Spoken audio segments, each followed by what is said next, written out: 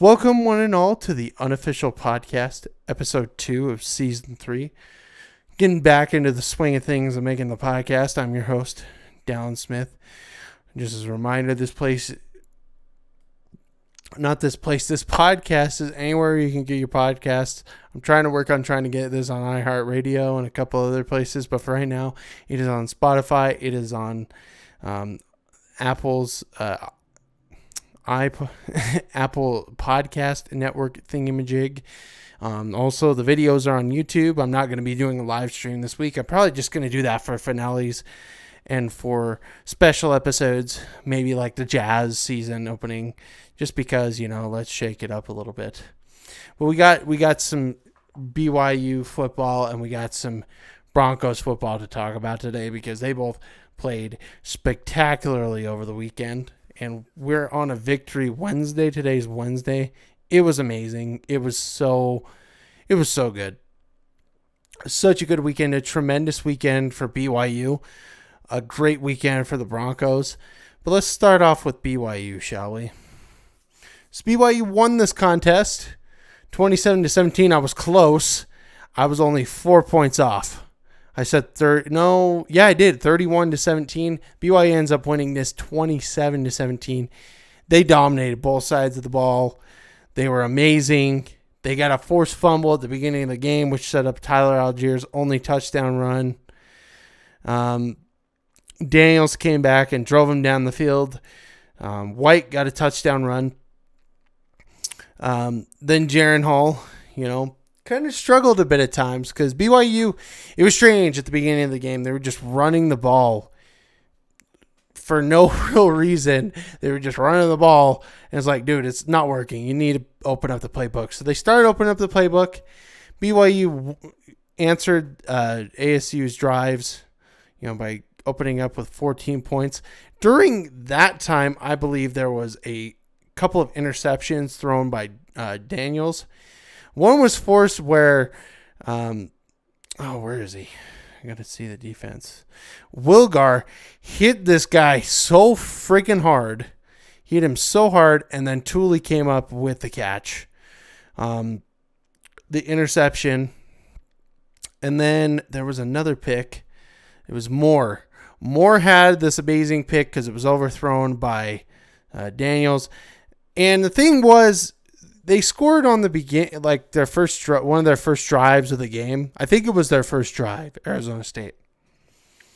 And Jake Hatch, my boy Jake Hatch over the BYU Locked On Podcast Network, he was all like, well, I think what they decided to do was just sit back and wait and have them do something stupid. And he threw some errant throws. I think having guys covered on him boded more well than if it did BYU sending blitzes like they did against Utah, which really did help. BYU then proceeded to let them score 10 straight points without them scoring. There was in the first half, I will admit, there was in the first half a missed targeting call. I don't understand why they didn't take a look at it. It was very ridiculous. It was very poignant that it was a targeting call. The guy was going with the crown of his helmet. They didn't call it, and I think BYU got flustered because Jaren Hall threw his first interception of the season. Then BYU's driving in the end of the third quarter. One of the craziest plays, and we'll have this play up on YouTube after I'm talking about it, but my gosh. Jaren Hall throws the stupidest pass I've ever seen in my life. They come off, and it was actually Allgeier's guy. This is the play of the game right here. Allgeier's guy, he misses the block. Jaren Hall decides to throw a pass with his legs wrapped up. And I saw him do that. I saw Patrick Mahomes do that as well over the weekend. It's like, guys, just take the sack. Like, literally live to die another day. But no, he throws it. It was picked off by... I got to grab who it was picked off by. It was picked off by Robertson. Robertson's going down the field. And we're up 27-17. I'm like, fetch. Like, we're done. Like, the typical BYU. We're not going to win this game. No 3-0 to Power 5 conferences. All of a sudden, I see Tyler Allgeier. I didn't know it was Allgeier. I didn't know who it was, but he's catching up to him. I'm okay. Maybe we could stop him and hold to a field goal and score the next drive.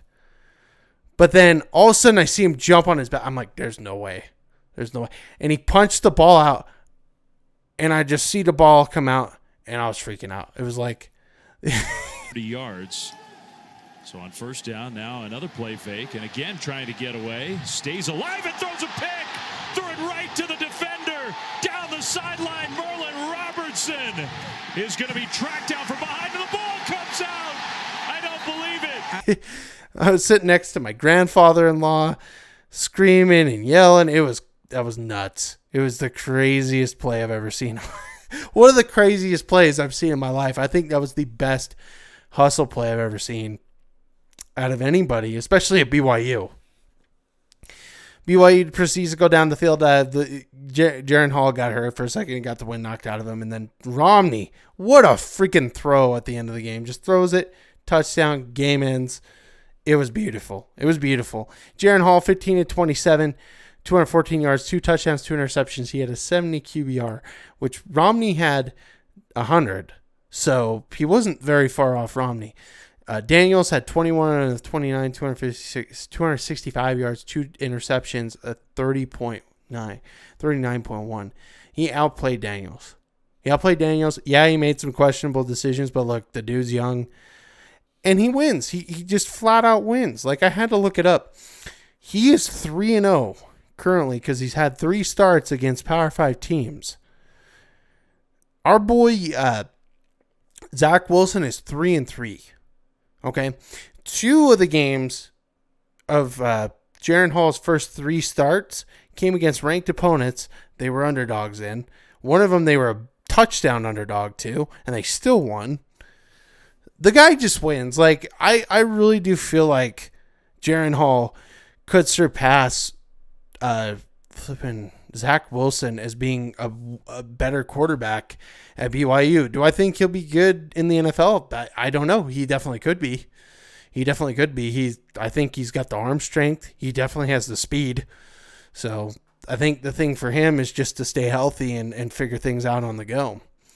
Tyler Algier had 21 carries for 69 yards and a touchdown. A lot of the carries came in the first parts of the game when BYU was like, let's just pound the rock. And it's like, dude, literally when you're getting no yards, like they were getting no yards, or they're getting like 2 or 3 yards, you're pounding a circle peg into a square hole. Try something else. It was so annoying. Because that's the thing. If BYU is going to go on the schedule like they are, they're going to have to play better. Like, the offense has to start better. The run attack has to be there, so they could open up plays for Jaren Hall. Now, once they started opening up the playbook, then all of a sudden the rushes came better. It's like, dude, if you're seeing it's not working at the beginning, switch to that and then go back to the run. You don't always have to sit there and pound the rock. I hate it when coaches' philosophy is, we're just going to pound the rock. You don't need to do that. Get some of your offense going, and then after that, start running the ball. Like, it was simple. It was so simple, and it was so annoying that it took him that long to figure it out. Romney had a great game, 6 receptions, 95 yards, and a touchdown. He had a long bomb from Jaren Hall. There was a fumble by Nyberg, and it was recovered by Livingston. Jaren Hall had a recovery as well, which was the run back. There was a couple of fumbles by Arizona State, and one was lost. It was at the beginning of the game. They got the kickoff, and it was Porter. Porter takes it out 9 yards deep, and I'm thinking, I even said it. I was like, why are you taking the ball out? Like, what are you doing? Don't take the ball out right here, because they were going to get to the 13-yard line. All of a sudden, boom, the ball came out. I was like, wow, it's going to be one of those kind of games. But, man, I got to tell you, just seeing that play from Algier, this team just wants it bad. And again, there was a play with the Utes game where Nakua got really excited. I talked about it where the coaches got pissed off at him. Where I was like, dude, they're not going to lose this game. Like, literally when Algier went and did that strip sack, I thought it just stole all the momentum and it really made it so that BYU was going to win that game. There was that play of the game that was going to allow BYU to win the game. It was incredible. It was so hustle. Even Draymond Green had to give some love, which is like, okay, now I respect you a little bit more. You're not such a jerk after all. But yeah, that's about it. BYU's on a roll. The only bad thing that came out of that game is Peely is injured for the rest of the season. But look, man, I think BYU has so much depth on the defensive end. Look, Thule had an incredible game. He had 4 solo tackles. He had 10 tackles in the game. He had one of them for a loss. So, I mean, the guy, we got guys. Wilgar played amazing.